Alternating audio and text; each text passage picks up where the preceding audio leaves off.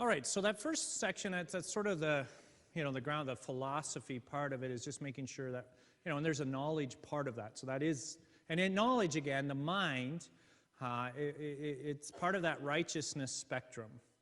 And again, in the Reformed world, I think we love the mind. And we're suspicious of emotions. In fact, sometimes we say emotions are wrong. We go that far even. And I want us to step back from that a little bit, because our emotions are God's gift to us. And there's always things that we have that God gives us. And that's why we use a phrase like Jesus wept. But do we really fully, that demonstrated his full humanity, and therefore weeping is an emotion, it's a gift. So if I even have that in counseling, for example, the word anxiety. When we hear anxiety and stress, what do we generally think? We think, well, those are bad things. But they're not bad things. You're here today because of anxiety and stress in a positive way. It gets you out of bed. If you have purpose, if you have something to do, that's stress. You have a job, you have obligations. But even, stress, exercise is stressful on your body. I was a phys ed major, and so that's part of learning how the body works. Well, when you train, so when you, if you've ever, you haven't worked out for a while, and then you say, I'm going to do some weights. Have you ever done any weight training, weightlifting, And the first day you do it, and we always used to do it at university, if somebody hadn't trained for a while, and they went and they worked out, the next day, what do? You poke them right here, because they're all sore. Because what's happening, is you're getting little mini tears in your muscles. And little mini tears then repair, and when they repair, your body repairs them stronger. And it's like endurance running is the same thing. You push yourself so that your lung capacity gets it, but you have to put your body under stress to get the benefit. So stress in that way is positive. Too much stress, then you can't find. If you can't get out of bed in the morning because of stress, well, now you're on the other part of that spectrum. And a lot of life is a spectrum. But we have a tendency to make everything right or wrong, good, bad, black and white. So black and white perspectives are where I think we get into trouble. And then we get into trouble in those things of what we call the repeatable sins. So the sins that just keep coming, we can't seem to get rid of, or they end up being that trap, that pit that we can't get out of. So that's where when we talk about addictions and things like that, there's a trap there. There's something that... But if I stay in the one spectrum, in my thinking spectrum only, then I also can't get out of that. I have to address my emotional needs. And that's in conflict in marriage and relationships. That's in addictions. And there's very interesting things with addiction theory. Addiction theory is changing in a lot of ways. But I think a lot of us, because maybe we don't pay attention to those things or read a lot on that type of... we still think that the old model of hooks and chemical hooks are how addiction gets us. And so what I mean by that is, so for example, heroin. Heroin is a very addictive chemical, they say. So if you were to be injected with heroin for 2 weeks, old addiction theory is, well, you'd be addicted and you wouldn't be able to get off of it. You create a chemical dependency. And so, well, what's the solution is, you got to go for detox and therapy that way to get that system out and get your body back in line. That was based on a theory that was done in the early 1900s, and what a person had, one of the person who did that study put a rat in a cage. And he had 2 bottles in that cage. He put one that was laced with heroin or cocaine and the other one with water. And the mouse would go and test the water, and then he would test the other one, and then he just kept going back to the one that had drugs in it and got totally addicted and killed itself eventually. And he says, well, there's an example. You get hooked on these things, you can't get off of them. The problem is, people that go to the hospital for surgery get heroin in a form. And they can be on that drug for weeks and weeks, and they don't become addicted to it. They also were very worried about Vietnam again, because Vietnam, a lot of the soldiers that were in Vietnam were doing heroin, 85, but the interesting thing is 85% of the soldiers that came back from Vietnam came back, stopped using heroin, never used it again. They weren't addicted to it in the sense of... So another person said, well, why is that? How does that happen? Right? Those people, they were using it for a long time, and he kind of thought maybe it has more to do with the environment. Maybe it has to do more with relational aspects than the chemical itself. And I think sometimes you think, well, how come some people have such a hard time with smoking and others don't? Because a lot of people have tried smoking, and they've tried it, and some can't seem to shake it, or even alcohol. Why can some people? I don't have an affinity for alcohol. In fact, I had to learn to like it, because socially, it's not very easy if you don't do any drinking. And so as a young person, I couldn't stand it. Like my dad, after a day of, you're getting older and you've baled hay all day, it's like, hey, you're a man, here, have a beer. I couldn't even drink it. I couldn't finish half a bottle because I just wanted to, it tastes horrible. But then I kind of learned I acquired a taste for it. But there's a different, right?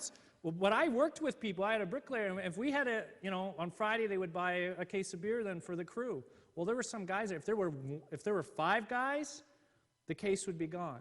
If there was 3 guys, the case would be gone. And I would drink 1. And then the other 2 guys would polish the rest off. And that's the problem with the addict. The addict can't actually stop.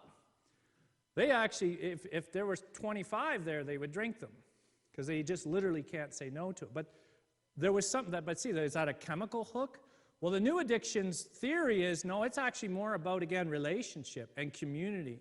Because what they find is that people that have safe and secure relationships have a lot less problems with these things. And what the person did is they changed the whole study, because one person kind of said, wait a minute. That rat was in a cage all by itself, and it only had water and cocaine or heroin. But rats are very social creatures. Rats are always in community. So when you take that rat out of community and isolate it, he said, that might be the problem, is the isolation. And so he tested that theory, and so what did he do? He created something he called rat heaven. He put everything a rat loves. Lots of other rats, right? Lots of toys and things and comfort things for rats in this big cage, so it could have as much sex as it wanted. It could run around and play and do all things. And lo and behold, what happened is they put the 2 bottles in there. The rats would taste both, but they wouldn't take the heroin or the cocaine. They would just go to water. And so the conclusion that they had, and that's kind of framed all of addiction theory in many ways, is it's about community. It's about connection. It's the loneliness that was creating the problem. That's why when the Vietnam soldiers came back, they came back into a state. They're going to be killed. They didn't know whether they were going to live or die. And some of them said this, to survive, I'm going to use heroin, to take the edge off of the horror that they were seeing every day. But when they came back into safe, secure home life, then that wasn't needed anymore. And so some of the older models are, well, you got to let them hit rock bottom. That's actually something that we have to now, really? Because what's rock bottom about? Rock bottom is about making that person lose all their connections, be lonely so that they'll turn towards help. But a lot of times that's not working. All that's happening is they get more lonely, they get more isolated, and they die. And so more modern theory is surround people. That's why interventions are kind of used, because it's trying to remind people you do have love, you do have support, and we're here for you. Now let's talk about it. Let's talk about what's really going on. Maybe it's your sadness and your loneliness that's the issue, that you're not connected. And they've actually found that addicts literally can't feel their feelings. That's something that separates sometimes. Why does somebody become addicted or not? That they're finding out that when you ask somebody, well, how do you feel, or what's that about? An addict has a very hard time actually describing the feeling. They literally don't feel, and they're either so distant from it, or it's just something they've never really connected with. So if they can connect to their feeling, they're also finding now that addicts don't even have to necessarily go for treatment. That alcoholics, for example, if they connect with their emotions when they get tied to that, then they will actually heal on their own. They don't necessarily even need the detox. That they'll reduce their drinking just naturally if they get the connection part solved. And that's encouraging. That's encouraging for a Christian community. Because we should be all about connection. We talk about communion of the saints all the time. So connection is very important. And we have fronts. We have fronts that we have to fight. We know there are threats out there. So alcoholism is a big thing that creates lots of turmoil and trouble within Christian communities. It destroys relationship. And that's the thing, is the person that has that issue is disconnected. They aren't connecting with people. And that's why it's a hard thing. But pornography is the same thing. Pornography disconnects because you see that other person now as an object, not as a person. That's the big problem with pornography, is it objectifies others. So women become body parts. They don't become women. They're not image bearers anymore to the mind of the addict. And the other interesting thing, when you look at pornography, for example, it is a threat. Right? It's not the same as when I was a kid. But when I was a kid, it was a threat. We didn't necessarily know it was a threat. And I lived on a farm. I lived in the country, safe place. And in those days, where did you get pornographic material? You didn't have internet. You didn't have the computer. They were in the corner store behind the counter, and you had to be over 18 to purchase them. There, no threat. When did I see pornography for the first time? I was 9 or 10. I was collecting beer bottles on the side of the road. We had a country road right outside the main highway. So Highway 4 is the main highway, and then we were the first side road basically out of town then. And so what did that mean for my community? Well, that was the gravel run road. And I don't know if you have gravel running in the province here, but where I grew up, that was one of the bad parts about the farm. There's not a lot to do. And when you get a little bit older, then a lot of people decide, well, drinking is the thing to do then. And the gravel run road was then right? Drinking and driving wasn't such a big thing at that point. That didn't come a little bit later where drinking and driving was perceived as wrong. So a lot of people did, and they would gravel run. They'd go slowly down the first country road and do all their drinking. And so when the bottle was empty, now, we liked it because we went down the road then and collected the bottles. And got 10 cents for every bottle. In fact, our cadets, we had a beer bottle thing every New Year's Day. We would go out and collect beer bottles from the neighborhood as a fundraiser. So collecting beer bottles was something that was acceptable to do to get the money for it. The problem is they didn't just toss out beer bottles. They tossed out their magazines too. And so as a 10-year-old, you're coming across this. That's my first exposure to pornography. And I wasn't ready for it. And I didn't know what that meant. Well, that's not so much, and that was in the 70s, 80s. Well, we know it's much more easy to find it. And that had a profound impact, and I had to address that in my life. That had a chain of events that I needed to address later in my life. I didn't realize it at the time, but then that's where. But what are the stats now? The stats are, if you look at 8 to 16-year-olds, how many have viewed pornography online? What's the stat? What do you think?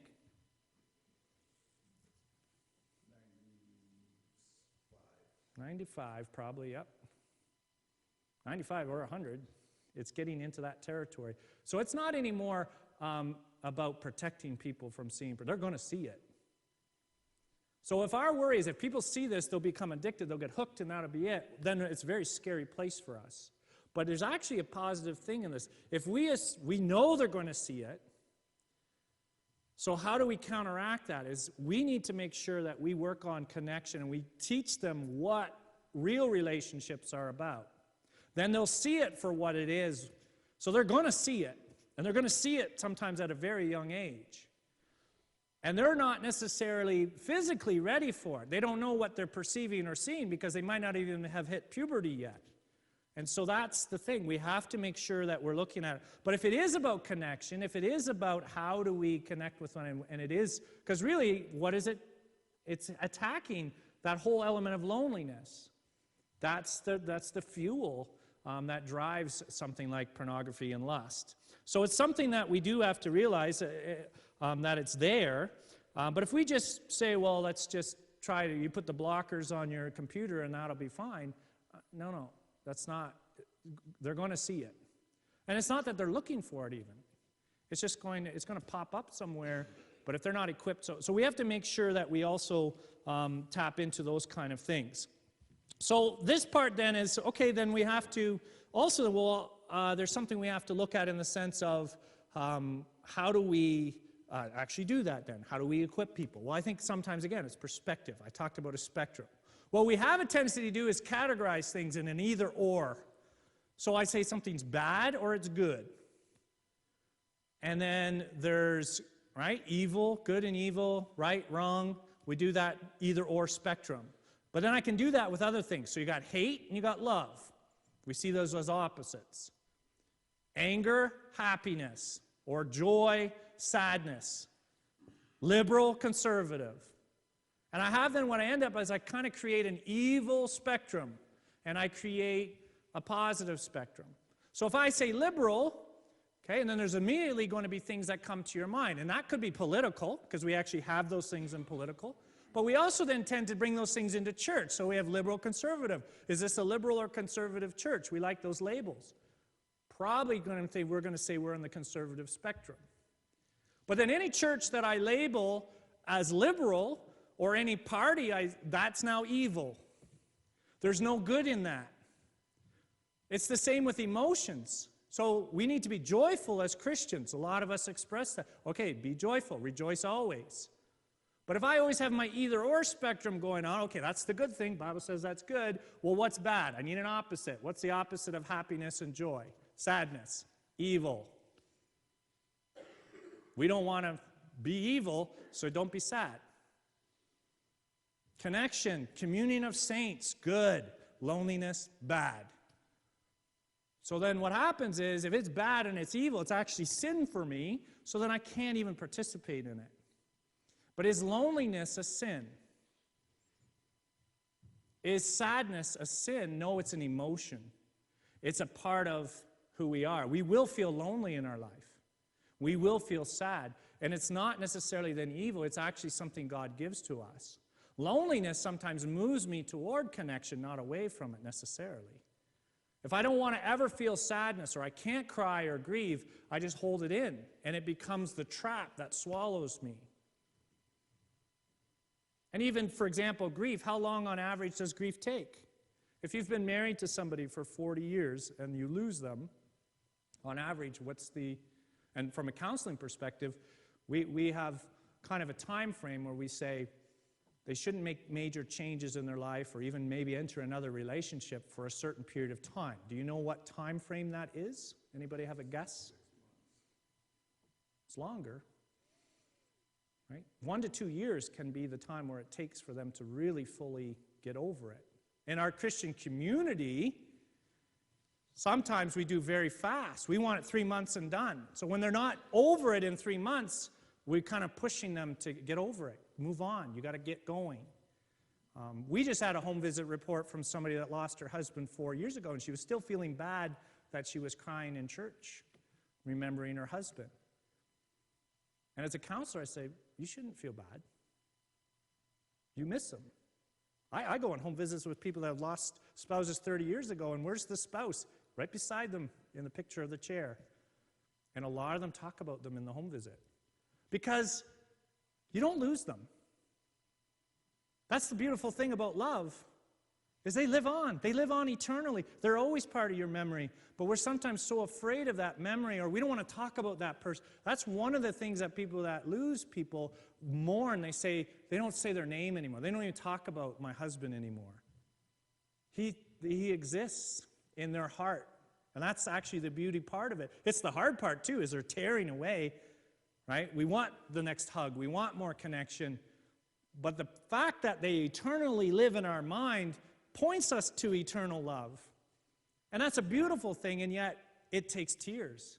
When they share who that person is, they miss them. That connection is gone, so there will be some sadness. Our sadness has to be centered in the cross. So if sadness is good, in the sense of it helps us deal with life, we can express sadness. When it gets too far away from the cross, it turns into despair and hopelessness. So sadness that turns into depression is dangerous. So and if people don't grieve, or if actually they don't mourn, they sometimes can go into depression over it. Depression turns into despair and hopelessness. Now it's far away. But happiness is the same. Joyfulness is the same. Once happiness gets too far away from the cross, it turns into pleasure-seeking and immediate gratification. And that's why drugs and alcohol and pornography and gambling, they're all on that very immediate spectrum. I need happiness this moment. That's far from Christ. That gets away from Christ. So I have to also always keep both emotions in check, but they all have their center in Christ. Righteousness and peace, happiness and sadness together. They're blended in that concept. Okay? So that's something that, right, we have to understand. And we also have other spectrums. So we have an I'm a genius and I'm a loser spectrum. There's some days where I think I'm awful, like that I don't know anything. Or if people criticize me, then I feel like I'm a loser. But there's another part of me that says I'm a genius. It's a spectrum thing. Or self-inflated versus self-depreciation. So another one in the Christian community, like we talk about self-denial, and so sometimes we're very worried about arrogance. So we can't be arrogant, so no boasting. In fact, some of my younger children, they have a newer phrase in the school that they use, and they say, don't be a try-hard. It's almost that it's gotten to, well, don't try hard, don't excel, because that's actually wrong. You need to be humble. But it almost goes right past humility then and goes, well, we're almost happier with self-depreciation. Cut people down. Tell them they're a loser. Tell them you're no good at stuff, because that's more holy than saying, I'm great at something. If somebody says, I'm really good, well, don't boast. But confidence is something we're allowed to have. It says confidence, there's always a qualifier in the Bible, right? Speak the truth in love, because you can be brutally honest. That's not godly. Confidence in Christ. Confidence is not arrogance. So when I do something and I do it well, who gets the glory? Me? No, that's arrogance. That's self-worship. That's self-praise. If I'm thankful that I could do something well because God's given me the gift and it goes well, that's good. That builds confidence. If I didn't have confidence, I wouldn't be here. It's scary being up in front of people sometimes. Especially when, like, all right, I'm coming into a different community. How are you guys going to receive? We all think that way. I have to look past that because it's not about me. It certainly helps, though, when you come and say, that was good, and well, that encourages me. Did that make me arrogant? No, but I have to check in every so often. Am I doing this for me or am I doing this for Christ? And I will have that battle, and I have to, but I have to be, you don't speak in front of a lot of people. You wouldn't come up here. You wouldn't do this because that's scary. It puts you in a vulnerable position, and it's hard to do. I don't know why it's easy for me.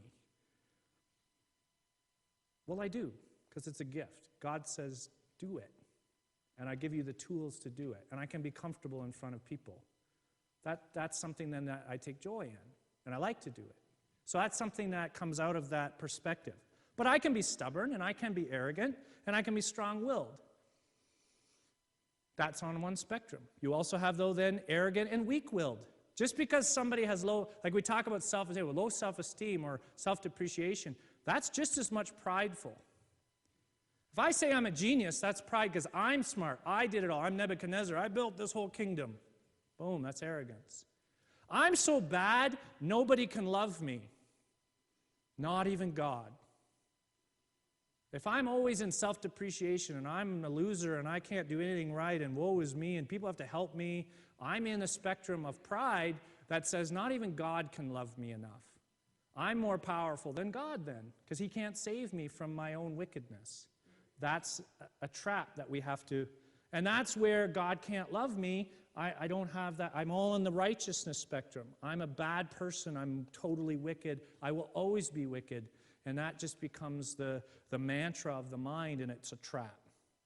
So the fruits of the Spirit are the antidote to that. Love, joy, peace, patience, long-suffering, kindness, self-control. Those are all human emotions. So what's the solution? Your identity. And Lord's Day 1, it's a beautiful Lord's Day for that reason. We hear it a lot. But really, it answers the question, who am I and does anyone care? And that can be answered in a lot of different ways. We all seek love and affirmation. We're created for that. But that ideal is broken, like we've talked about a lot this weekend. There's a gap. But we try to avoid that gap, that suffering in life, and that's why we see that gap. And when you study people, you see that. And identity is something that's very important to our understanding. So, for example, my name identifies me. So I belong to somebody I belong to the Verberg clan, right? And Jared does too. That's why he's been introduced as my son. That's part of his identity, for good or bad, right? That's who he is. And yet there's something about that. Right? I liked our name in the community. We had a good name. My dad and my grandfather were honest business people. I could walk, like those were the days where you could walk, put it on Brookside Farms. They never asked me, did your dad approve of that? I could walk in the hardware store and buy stuff, say, put it on the farm bill. Now, of course, if I did that wrong, I would get... But we had a trusted reputation. That's part of identity. That was good. In a small town, it's good when you have a good reputation because everybody knows everybody else. So that's a positive thing in that. But I'm a father of 5 and a husband. Those are identifiers. I'm Canadian. But do they really define me? Is that my identity? That can get you in trouble. I was a teacher for 20 years. What if that was my identity? I'm not that anymore. That can really rattle us. So if our careers or our names or our looks or our type of music and friends and hobbies, all those kind of things, my material possessions, I have to have the big truck that looks really nice so everybody thinks this of me. That my identity? That's going to create some trouble. That's not going to be long-lasting. That's not going to be satisfying. And that's the part that also, though, then opens us up to attack. That opens us up to the whole thing. If my reputation is dependent on what others think, then I become a slave to those people. If I can't be vulnerable to other people, if I can't let myself die to others, if their opinion of me is what drives me, I lose all my freedom. Then it opens me up. Then people can call me fat or ugly or stupid or loser, and that has an impact on me. And I don't develop a personal identity. Because that becomes your being then. And so a part of you might be broken and limited, but it doesn't mean you are broken. And sometimes I say, it takes on a whole identity. And I've heard high school students, so sometimes high school students fall into this trap, and sometimes I think maybe some of the high school things we've never really gotten past.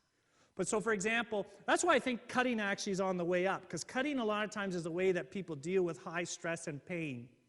Smoking is also what people do sometimes to deal with stress and anxiety. But it's very illegal to smoke in Christian schools now, at least in Ontario it is. It's one of the big taboos, like don't smoke, and you get suspended if you smoke. You can't do it on property. Well, now what do people do with their anxiety? I think they've just turned to something else that is more secretive, and then they turn to cutting instead. Because they don't want to be called a smoker. It's a very taboo kind of thing now. It's interesting how culture shifts that way. But that's something that, right? But if they become, and so what people say then is, oh, all of a sudden you'll hear students sometimes, oh, that's a bad person. Why? Because they smoke. Are they a bad person because they smoke?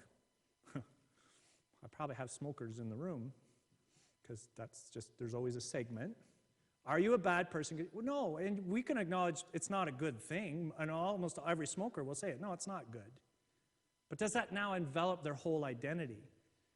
They're doing maybe a thing that's not great and it's not good, but are they bad now? That's a whole different. I am. That's the same as saying, I am a club foot. Does that make sense? That doesn't sound like that makes sense, because I'm much more than a club foot. But I can tell you, my club foot was part of my identity for a long time. It made me angry for a while, because it made me unacceptable to people. I got picked second or third last every time for soccer by my peers. Not cool, not fun. And as a phys ed teacher, I never let students pick teams for that very reason, because I knew what it felt like to be at the bottom. And so it did identify me. But I had to let some of that go, because I wasn't a club foot. I was way more than a club foot. But I had to first accept that I had that limitation and move through it. But it can really get into our whole identity because somebody said, you're not acceptable because you have that. And I believed it for a while. And I had to let that go because it's not that. It's about Christ. So we want that love and affirmation. We want to be acceptable. And that's not wrong. We're created that way. Right? We were created in God's image. That's our identity. But sin entered the world. And it robs us of our true identity. So now our life can be filled with the I ams that are flawed and broken. I am becomes I am not or you are not. I am or you are not smart enough. I am or you are not fast enough. I am or you are not skinny enough. I am or you are not successful, healthy, rich, cute, accepted, loved, popular, nerdy, employed enough. All those can be wrapped into identity. So we see the limitations and then we go on a hunt to find ourselves. And the ones struggling the most become targets, or they look for targets. You're a loser, you're stupid, you're short, you're fat become the weapons of some. Why? Because like money, it has a lot of value in this life. And many exchange that in this world. If you seek your identity in your career, your relationships, in possessions, or hobbies and sports, if someone threatens them, then we become threatened. And they become then the idols of our heart. And some fight to keep them, and they go on the attack while others are crushed by it and become victims of perceived harm. And there's really only, right, either people learn to fight through it and become different or not let it bother them, or they attack, or they become victims, perpetual victims. And these things have some importance and do help us, but it only works for a while. So you can be the tough guy, and you can be the guy that's always in charge, never let anybody hurt you, or at least pretend that doesn't hurt you. And that works for a while. But it doesn't last. It's an empty pursuit, and it doesn't bring the love and admiration it seeks because it's not our ultimate purpose. It's a lie. And if we do not grasp and reclaim our true identity, we bounce from relationship to relationship, possession to possession, or career to career, and we hold so tight to them, we suffocate them and they die. So even the concept of best friends forever can become, you may not have anyone else in your life but me. I can love right? You can become so possessive of your wife that she's not allowed to be around anyone else. So jealousy takes over. It's something where nobody else can be part of that person's life because they're mine. Well, that's insecurity. That's not trust. Right? Fear and anxiety then become the best friend. Or we can embrace God's invitation to lose our lives and find identity in Him. Because Mark 8 says, "For whoever would save his life will lose it, but whoever loses his life for my sake and the gospel will save it. For what does it profit a man to gain the whole world and forfeit his soul?" And that's what we have to do. We have to put our heart out there. We have to be vulnerable. But when you got picked on because you had a club foot, do you want to be vulnerable? No, you want to take that and just protect it. But God says, lose your life.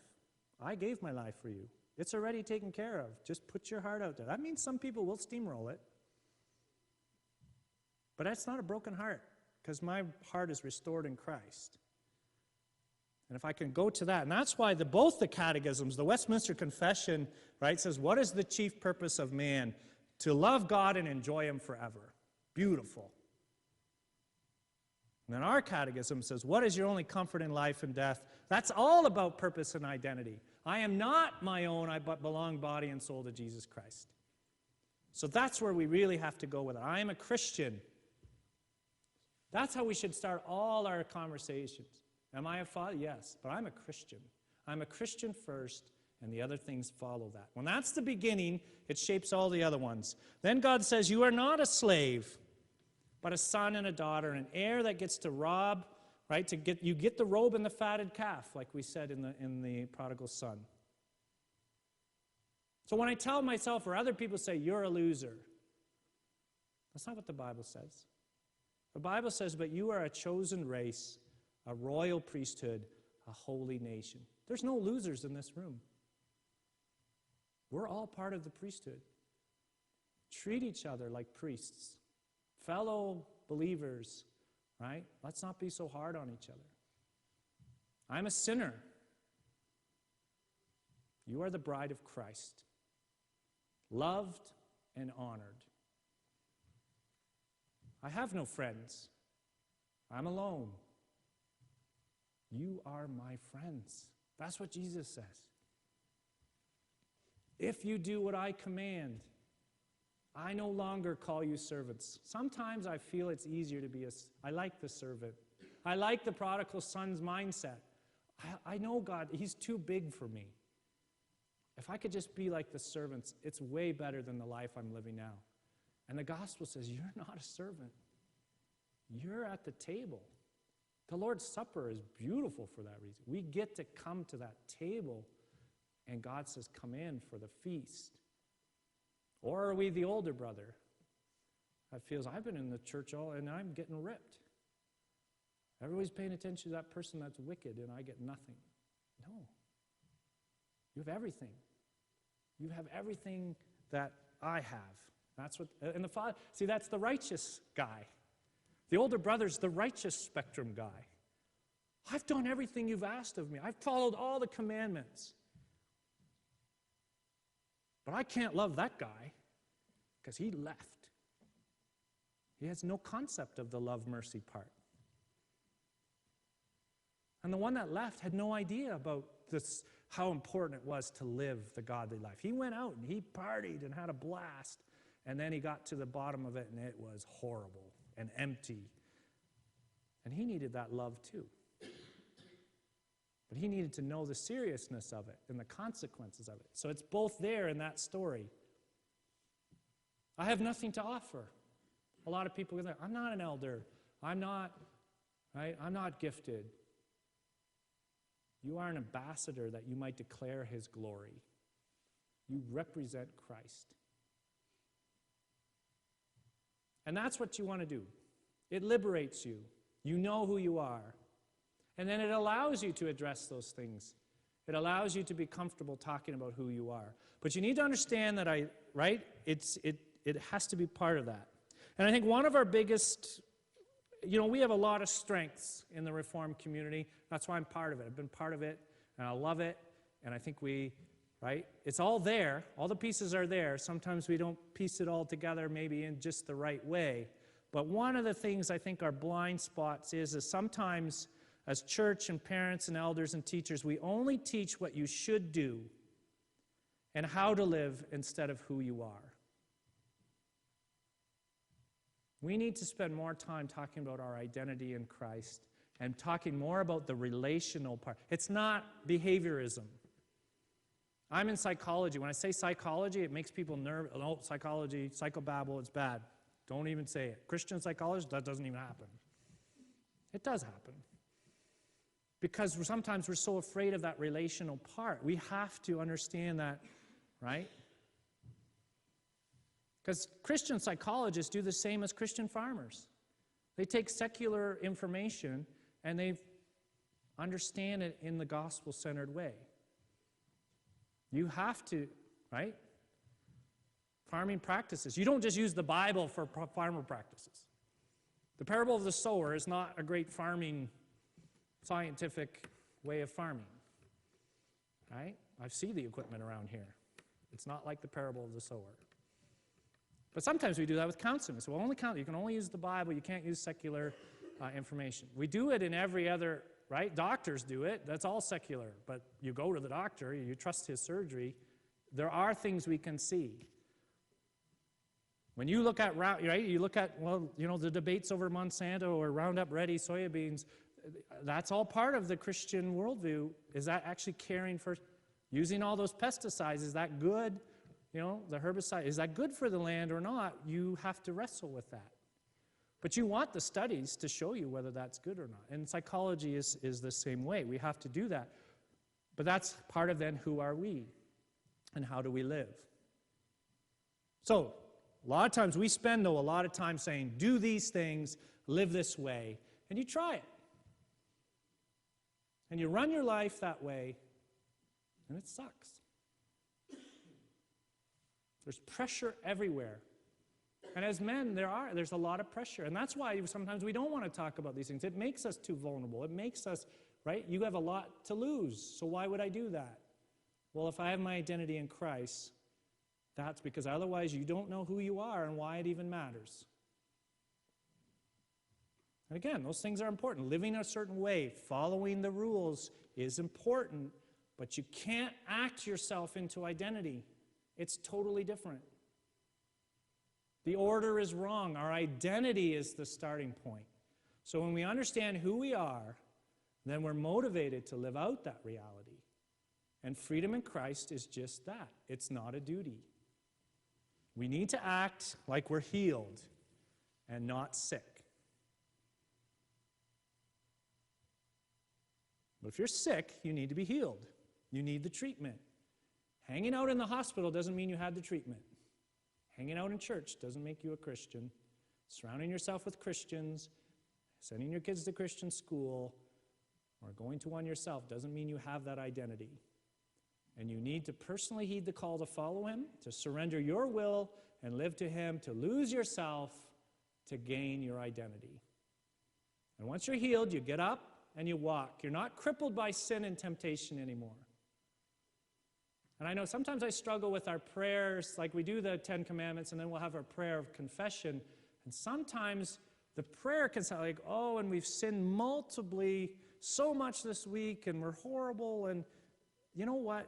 I've been a Christian for a long, long time. I should see progress in that.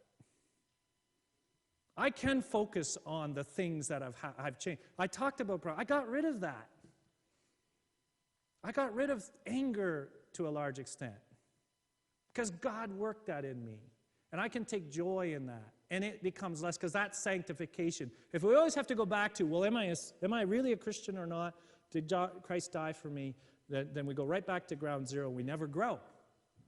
So yes, we have to confess, but that's the washing the feet. My feet need to be cleaned daily, not my whole being. Just like Christ said to Peter, you know me, you confessed me. Now your identity is different. You're a son, you're a friend. You are still sown in weakness, but it's feet washing. So if anyone says he loves God and hates his brother, he's a liar. Spend less time worrying about your reputation and what people think about you, and worry about bringing a message of peace and love to those who hate. And that universal question then of who am I and does anybody care is answered through Jesus Christ. Who am I needs to be, who is God, including our only comfort in life and death, Jesus Christ. Does anybody care? The one who made us in his own image cares more than you can know. And he made you and others in his image so that they deserve respect and care, but then you also are respectable and cared for because you also bear that image. And then that takes care of a lot of loneliness and sadness as well. But if loneliness and sadness is part of your life, how do you heal from that? That becomes then now the horizontal. I can confess to God, I can talk to God a lot, but it still might be there. And one of the things that unhinges a lot of these things is getting rid of the secrecy. And what does that take? It takes confession to God, but it also now takes confession this way. We also our walk with God is vertical and horizontal. So if I can't fight it on my own, sometimes that's the reality. That's because you need others to help you. And we have to share our burden. And the Catholic Church does confessions. We don't do those kind of things, but sometimes we miss it. We do need to do that. Now, you need a safe person. You know that sometimes it's not safe to do that with everybody. But you need to find somebody that's safe. But if you need that, then others need you to be safe for them. So be safe. Start with being safe. Start being a trusted confidant. And we need to start thinking maybe about those things. What do you need to do to help people with that? Well, first of all, we have to be able to share our burdens. But then, so things like mentoring should be what we do. We don't do that a lot in the Reformed world, mentoring. But if you, right, there is a concept out there is anybody over 40 should be hanging out with people under 40. And if you're under 40, you should have somebody in your life who's over 40 that you can trust and make your mentor that you. And so you look at people. Who do I see as walking a good life that I can learn from? That's one thing. And then the other thing is sometimes we also then have to set up things. If we say, well, right, if pornography is over 50% that people struggle with, which again, some of those stats are staggering, and we say, oh, well, that's the general population. The truly kind of almost staggering thing about pornography statistics is in the Christian world, the more conservative you are, the higher the rates go. So 50% of Christian men and 20% of Christian women say they're addicted. A major problem, some say 47%. But if you're a fundamentalist, that rate can go up to 91%. And that's, again, righteousness spectrum. So then we also have to think about, well, if that many people are struggling with it, then we better be able to help them when they are struggling.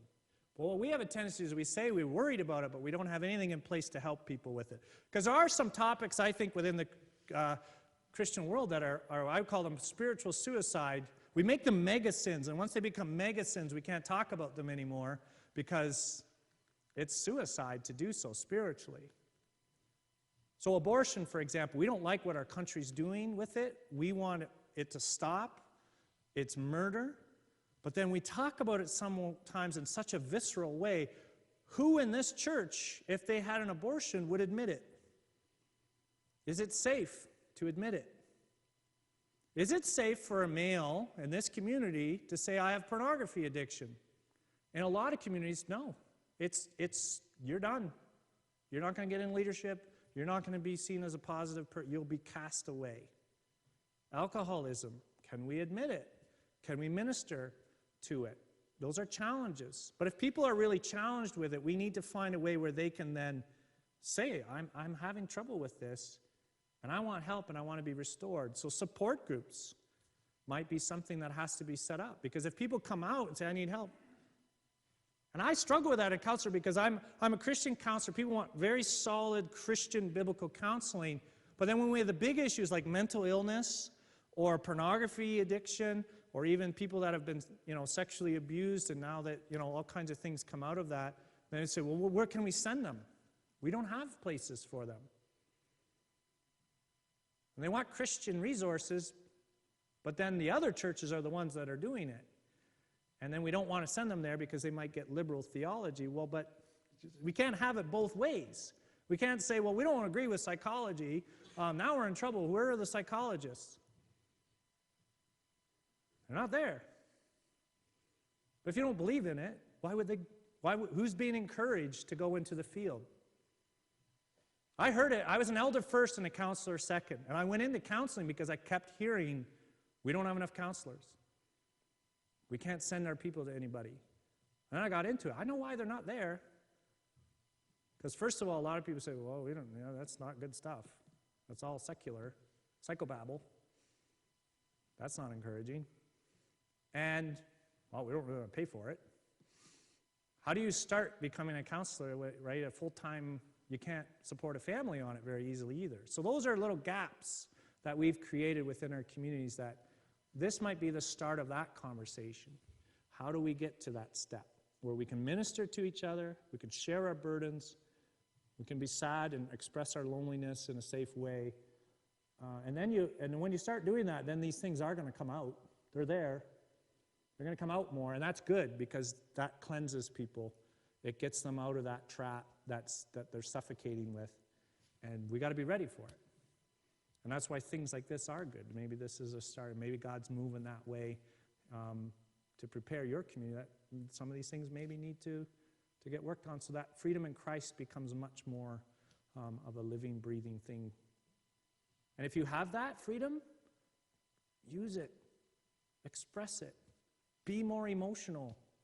Be more relational to show people it can be done. Because people are waiting for it. Trust me, they're waiting for it.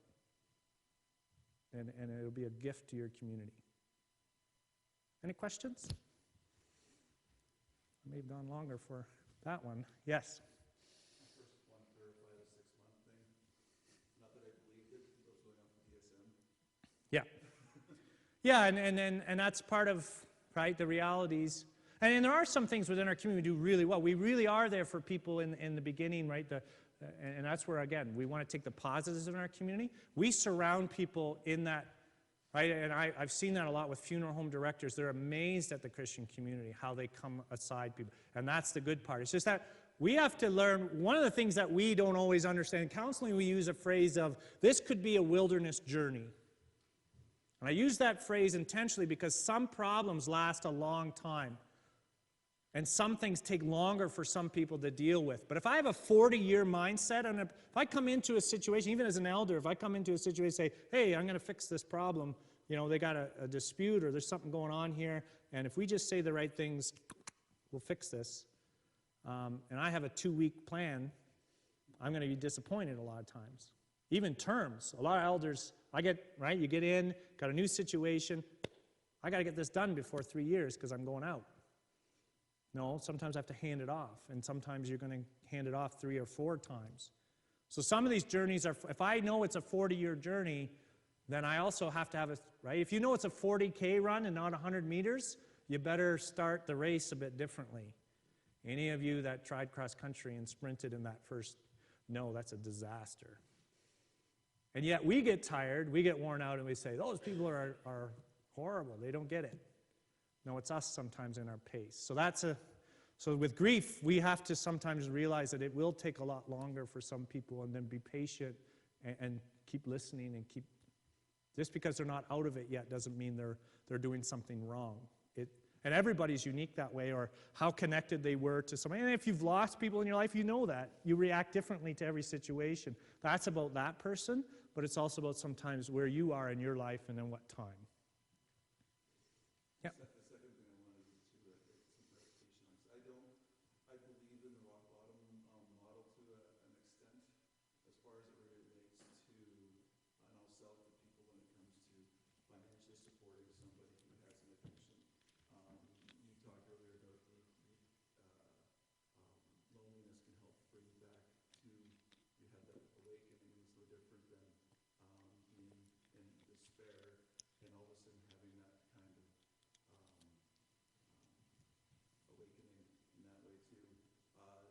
But I sell it, when I sell the rock bottom model, it's not as far as don't connect with them. Yeah. Don't support them. Yeah, and that's sometimes, I would say that's the other side of the coin in the Christian community. Sometimes we love too quickly or too much. That we come in and then because there is some part of that if they can get one person to just kind of keep buying in to what they're doing, then that facilitates. Yeah, and that's where that word enabling comes in. And I think as a Christian community, we do love to restore, and we do want to forgive. There's that. So sometimes we jump the gun and we don't let the other things happen. We go to love right away. And that's hard because sometimes, and that's why these things can really be, is it tough love or is it patient love? And I think that's why righteousness and peace are actually quite a hard thing. You know, is this the time to say, or is it time to embrace? And I guess that's still why we'll fumble our way through that and you know, make some, that's why we're not going to do that perfectly all the time either. And that's sometimes even in God's providence, or even a concept. How long on average does it take for somebody to quit smoking? Do we know the average of attempts? Because some people can just stop cold turkey, they're done.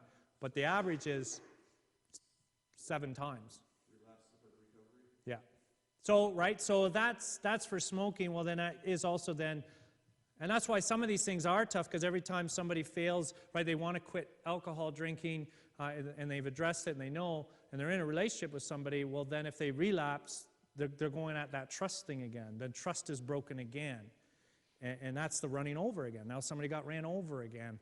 But if we know it might take multiple attempts, and relapse is a very high possibility, then when it happens, we also not necessarily say, okay, how many times? Right? The disciples asked that question. How many times? Because that's what we can get compassion fatigue. We can say, you know what? I don't want to trust anymore because you keep violating it. But sometimes it takes a few attempts. I don't know, John, did you still have a question?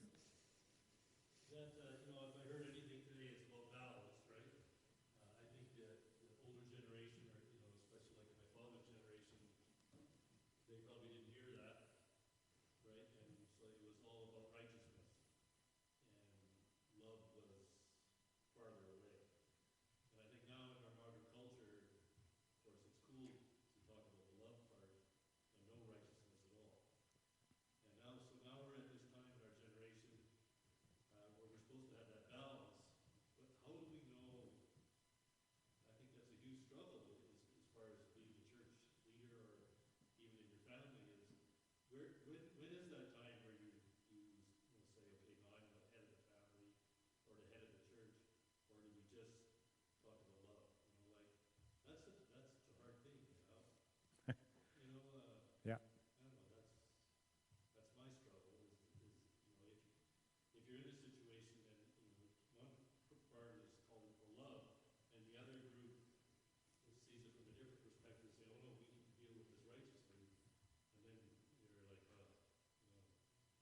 having it in your head is at least, that's already half the battle. And it is a battle, it is a struggle, and that's why every situation is unique, and it is work. It is, and that's why, and I even said that to you this morning, there's times where I wish, like as a counselor or as an, I wish I had that wand where, it's all better, because we don't like seeing people suffer, or it is, but that's why prayer is still a part, or I go back to Scripture, or I don't always have to make the decision right away.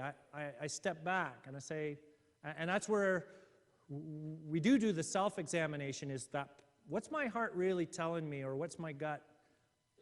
And I think your experiences, you're not always going to make exactly the right choice, but that's why sometimes you got to go back. Even with your own kids, you got to go back to them. And I've done that. I've had to say to them, you know what? I got upset and I did this, but that wasn't about you.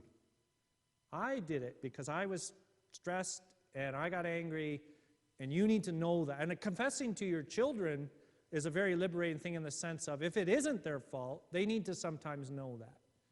And that's where sometimes after the fact we have to go back. And that's that repair. Last night we talked about repair attempts. There is that. And that's why sometimes sharing your story and your history, or this is how I did it, but this is why I'm doing it differently now, I think that does become. But in that imperfection, I still can rest in, right, the assurance that, but we've got to do the heart check. We got to do those little, you know, and then if I am responsible for a wrong decision, then I own it. If that person can't accept it, now that's again beyond my control. But that's how I kind of try to filter that, and then things like this, where you can talk and listen, but that's why we also need, go to somebody, go to a trusted friend. That's another one. Like, I'm trying to make decisions for my family. I say, well, why don't I go? That's why I kind of love Elder, because you have a partner. A lot of times there's debriefing. You can say, what do you think about this situation? And that's kind of why elders go into, because it's not just in one opinion, because you're going to have different opinions, and sometimes you have to have a heart-to-heart with that elder partner and say, okay, what do you think? What's your perspective on this? And that's why. Sometimes grandparents are good for that reason. Like I did that. I lived right next door to my grandparents, so sometimes I would go and say, am I crazy or are they? Because I don't know. And then listening to them. So even, right, that kind of, as adults, we can still do that. That's why mentor, go to somebody that you trust their wisdom, or go to 3 friends. It's very rare that 3 friends will say exactly the same thing. And if 3 friends say, you're being a bit of a jerk, in a kind way, right? They're saying, no, I think you're missing the boat on this. If you trust those people and you think they're wise, and 3 of them say, no, you missed the boat on this one, then the humility has to come in and say, okay, and then trust their advice and go. So that would be another way where you can share your burden, they can minister to you, and then that helps us maybe make a good choice.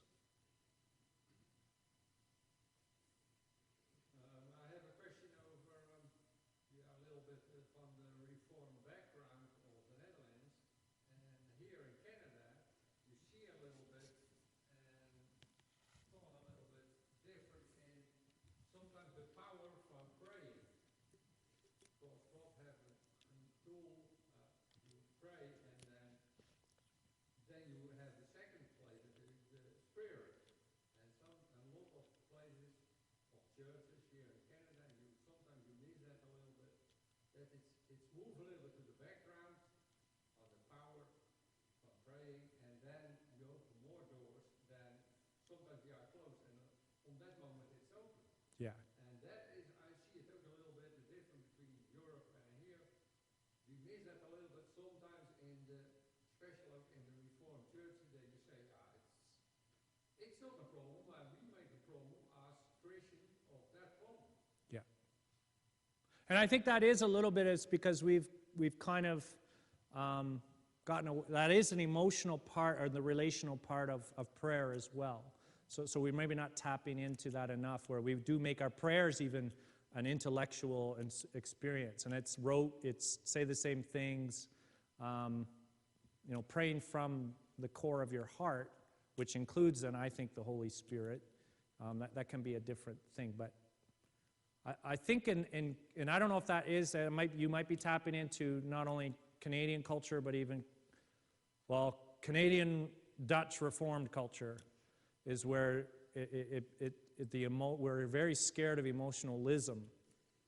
So our worship is very structured, organized, and so the freedom of, because even how to pray, is praying only folding your hands, closing your eyes?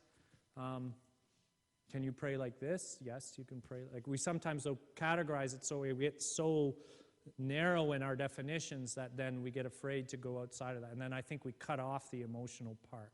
Yeah, but sometimes we have the freedom is very important, the relationship from God to the people.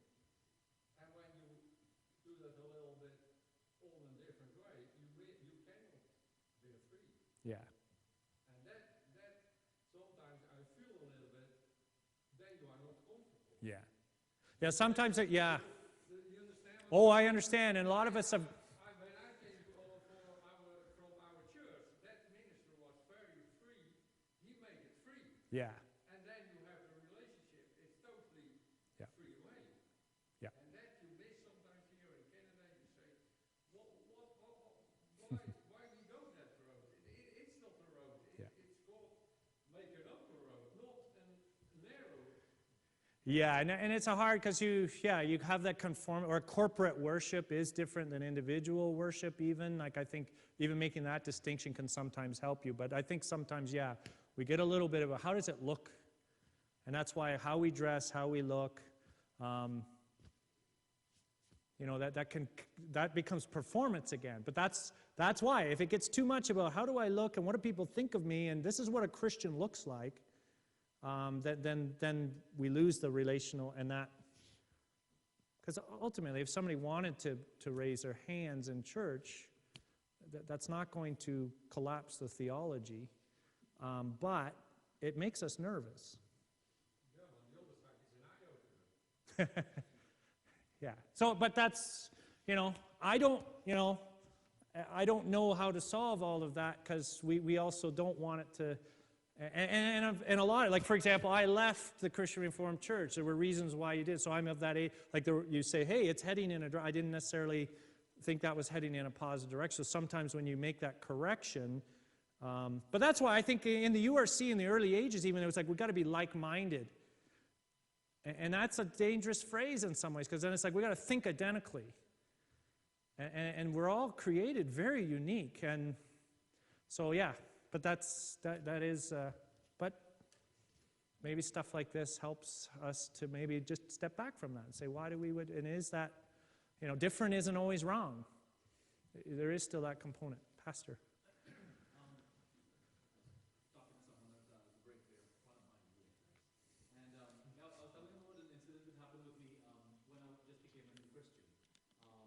Stepped out of church one Sunday morning, and there was some young guys my age standing outside, and I was having a struggle. And of course, when you're a young Christian, the devil just works on you so hard to try to pull you back. But because I was in a supervisor position, I had young ladies kind of flirting with me on things like that, and of course, thoughts go through your mind.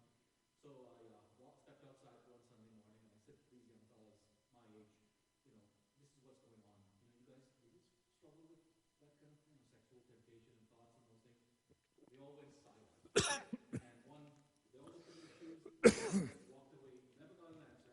Finally, just had to go back inside the church. I'm just thinking about you. You have to struggle with the horizontal. How could you give us some pointers as to how we as men, as brothers of the Lord, belonging to one congregation, how we in that situation, how we could handle that better? Well, I think it does take some bold people. So, for example, I do an event right now. I started it when I went into the center. We have what's called the Encouragement Cafe. And we don't do testimonies in the Reformed Church. And I don't believe they necessarily belong in the worship service, because it is easy to shift focus to the individual and and away from God. But when we don't do any testimonies, then also we never actually get a point where we can be of service to each other. So that was actually a safe way where I get people in that either so one of the guests I had was somebody that struggled with sexual addiction. And so he shared his story of what that was. And he has an organization now that he helps, he does wilderness adventures with people to help them walk through that. And that's what the last one we did was on somebody that she had depression, severe depression, multiple suicide attempts, and eating disorders. And she shared her story with others. And that's what allows some more discussion to happen. So it is, right? And there's two parts to that. First of all, we can't be afraid, especially if, I think the people that have recovered from something, they have to tell their story. Because they've seen that. I was there, but I'm here. And the people that are maybe in the midst of the struggle need to know, there's hope, that there's a way out. But, for example, with alcoholism, the best tool is to be linked with people that have had the same struggle. Or if somebody's depressed, especially men, male depression is not talked about. So if I get a client in that's a male and is depressed, I link them right away. Said, this is another person in the community, and they're willing to study the Bible with you or talk to you, because then it's like, I'm not alone. Others have had this. So I think that's a component. The other component is we do need to understand what we're dealing with. So for example, pornography. Pornography is bad. But what we don't say is, how many levels of addiction are there in pornography? There's 7. Okay, there's 7 levels. Because sometimes people look, I see it, if you look at it a couple of times a month, right? Or I only see it, that's different than the person that's going out to prostitutes and strip clubs and like there's a whole spectrum again of addiction.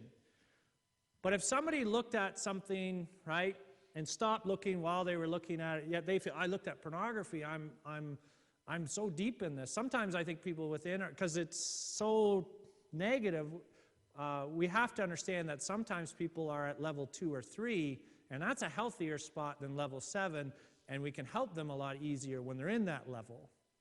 So even that, knowing that there's a spectrum within levels of addiction can be a bit more helpful in understanding that it's not good, it's not right, but even there, God can sometimes put fences around people where they don't get so entrenched in it. So I think those are sort of a couple of things that can be helpful in just, people and how they deal with it. Is that? You can do a follow-up question, that's fine, because... I was kind of looking for some more, maybe more practical wisdom or advice, maybe. I understand the theory of everything that you just explained, but how in the situation I described, can you maybe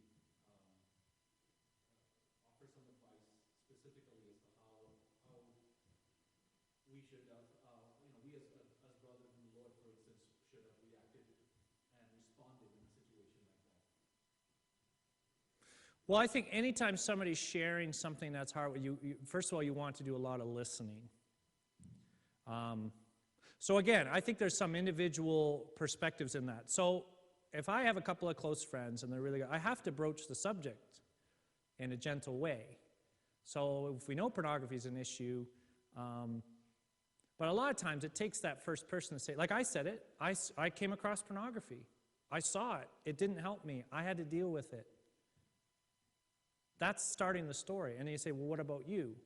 And if the person doesn't want to share, that's fine, but you have to start with, it was something I had to address in my life, and then that can be the starting point. The second part then is that when somebody does say something, it's not always about correction. It's not, especially first. When I come into a situation where there's suffering or there's a situation of trauma or whatever it is, it's about listening first. I kind of sometimes use now, Job's friends did everything right until they started talking. When they just sat there and listened, good. We're going through Job right now, and it's unbelievable. Because they say a lot of things about God that are true, but it's so misdirected that the more you read it, it's just like gets really down. And you think, well, am I saying that kind of stuff to the side? If I just come in with my well, God is this and God is that, that's not what the suffering person needs. The suffering person needs you to sit And when they're ready to move, you walk with them. The analogy of a well is used sometimes. So somebody's in the 40-foot well. A lot of the Christian community looks in and says, hey, right? They either try to throw a rope and pull them out. So if they're in the wilderness, we want to pluck them into the promised land. But God has them in the wilderness. Or we just say, hey, if you just did this, read your Bible and pray more and you'll get out of there. That's what we do. And what's actually required is us to go into the well with them and dwell in that well until they're ready to walk out. That's counterintuitive. But there is a great book. It's called Don't Sing Songs to a Suffering Heart. And it's by a Kenneth Hack. And he really says, you're not an expert on somebody else's pain. And people that are walking through sins and temptations, that's their pain. They're like I said, they're doing that to medicate pain. The emotional wound is there. We have to, and he uses the analogy of a house. So I was at John's house. And he's a great man and a good host, so an encouragement that way. But when I went into John's house, I didn't just walk into his bedroom and start going through the drawers. We know that. That's not what you do. When somebody invites you into their home, they say, hey, come in here. If he just wanted me to be in the kitchen all weekend, well, it's his home. That's where I would reside then. He didn't. He let me go into a bedroom and have a comfy place. But that's also a little bit, everybody has a house of pain. And when you come to somebody, you knock on, now if you come in and it's a new person, you kick the door down and you walk in and say, you got to clean up this mess. Are you coming back in? You're not coming back in. You knock on the door, if they invite you, and they keep you on that front step, then that's where you stay. And the next day you come again. And if they invite you in the kitchen, and then if they open the rooms for you, then it's okay. But if they're not ready to open that room up for you, don't barge in.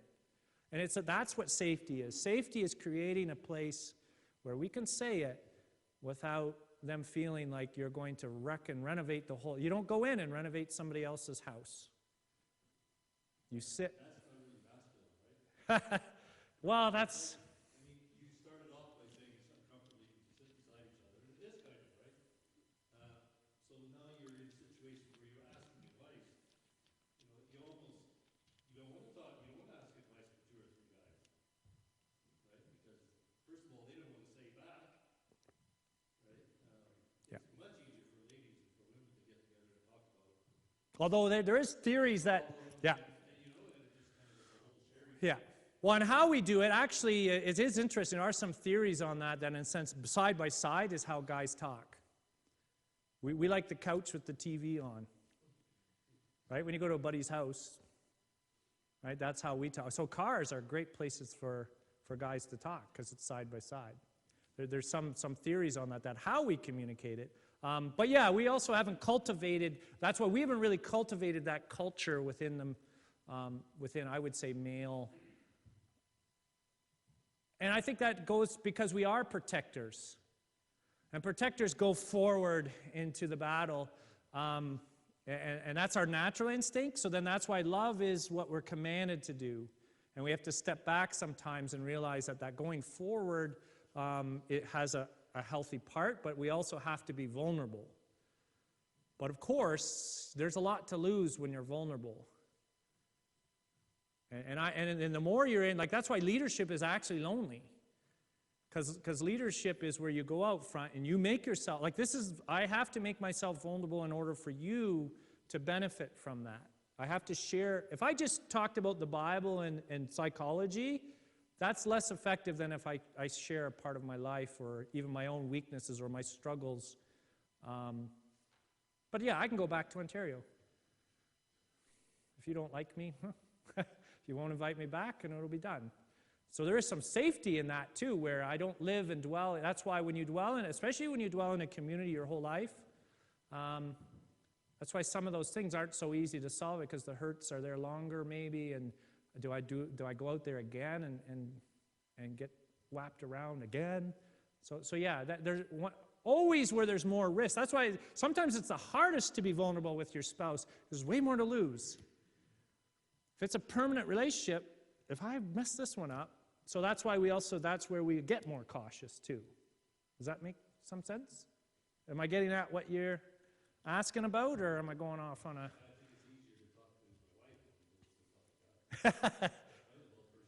Yeah.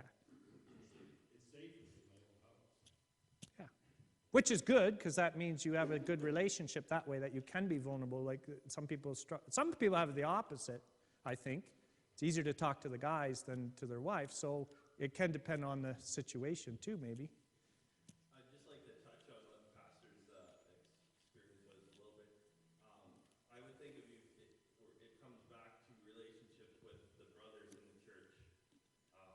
If I don't know the person that just came to me and just kind of unloaded something kind of personal, I'd be kind of the same way, be like, whoa, like, what's this? But if I had a brother that I've been talking with and, yeah, got a close relationship, then I'd go, oh, this is... So I think it's very important as brothers to, yeah, get to know each other and, yeah. Yeah, good. Yeah, I think so. Right, widen your net. Widen your net, and it just sometimes it is a little bit of, you know, if God's touching your heart a little bit that way, nudging you and saying maybe it's time. Like, you know, we have to have some of that a bit too. Is okay, step into the gap a bit, and but that's why stuff like this sometimes is it's a little hard. How do we do that? Where do we start? But if nobody starts, it doesn't get done either way. That's that safe spot again, and that's where the devil likes us to be too. Is don't say, "Did you just stay out of this? You don't want to go there." And I get that. Like, I'll do stuff, and somebody will come up and, well, you said this and that. And I go home sometimes and go, why am I doing this? Like, but I know that's a lot of times the voice of the devil saying, buddy, you're getting too close to the truth, and that's not going to help anybody, and that's the lie. It does help a lot of people. And you don't always do it perfectly, but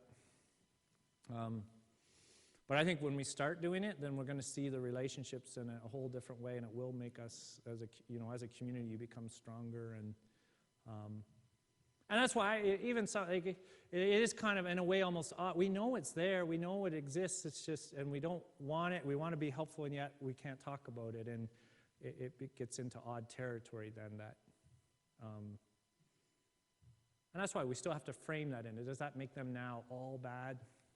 It's a weakness. It's a part of, and let's walk together in those things and not sacrifice truth, because that's always sometimes a challenge too. When you're trying to nudge people in a new way, it can always sound, well, that's not gospel now, right? And so sometimes you just have to, I love the Reformed Church. I'm in it. I made the decision because I love all the doctrine and the truth of it, but that doesn't mean we don't do things just on a traditional level, and that doesn't mean that's the same as what the gospel's saying. So I just, it's hard because every case is individual too. I think maybe we love the practical. Give me the 8 steps to do this and we'll solve this. Again, there's the male problem-solving mindset.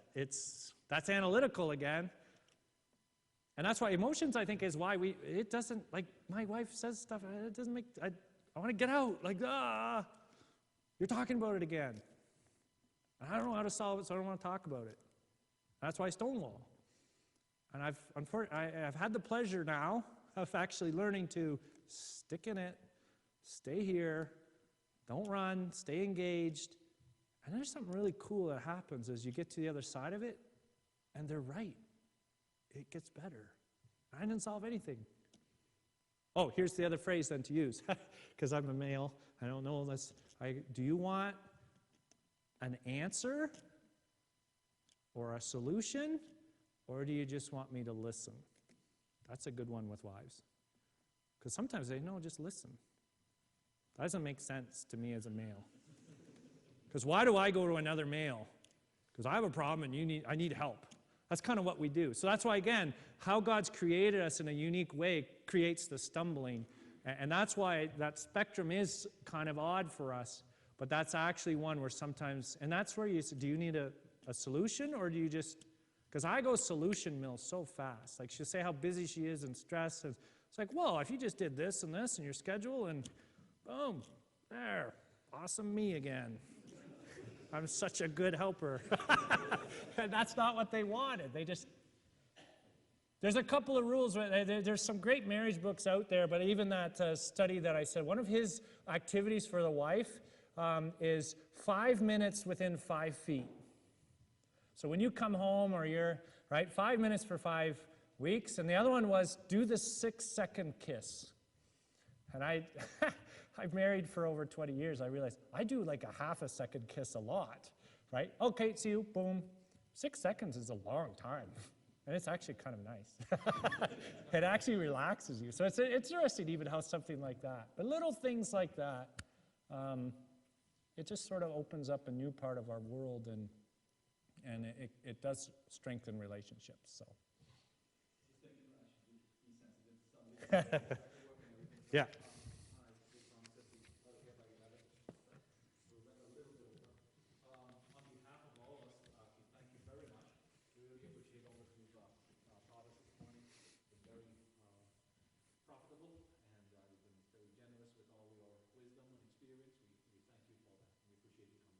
Yeah, thank you very much.